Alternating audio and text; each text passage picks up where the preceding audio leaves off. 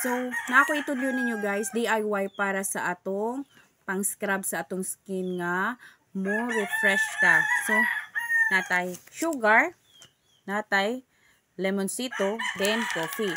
Kung kanira ni siya coffee plus lemonsito, then ato nang imnon. So, possible muslim ta imnon na nato every morning before ta mo intake sa atong meal. So, naman siya sugar plus coffee plus this one.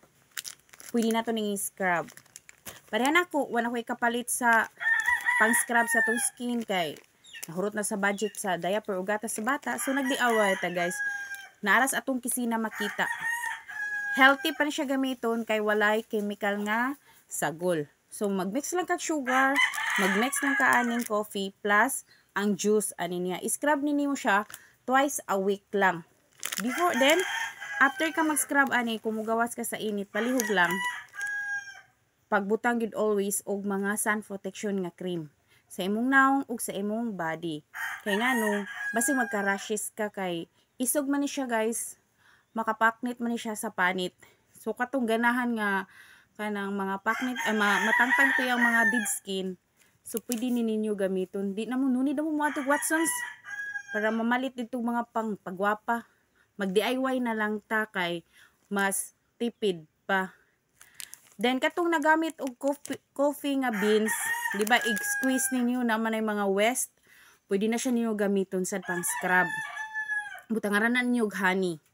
Nindot kayo ang reaction na sa inyong skin. Una, taas kay antioxidant ang coffee. Then ang sugar sad is nindot na siya makatangtang na siya mga dead skin sa imuhang skin. Labi na pareha nato natas probinsya nga wa expose kay ta sa abog, expose kita sa init. So, need ginato nga ampingan sa nato atong skin. So, maura na karon akong mga tips. Hopefully na mo'y makuha guys.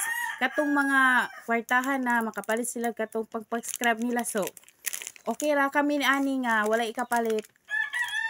Pwede rami mag-DIY. So, hopefully na may nakikuha na akong mga tips, idea para pagpagwapa o papanindot sa atong lawas nga way chemicals. Thank you. Bye.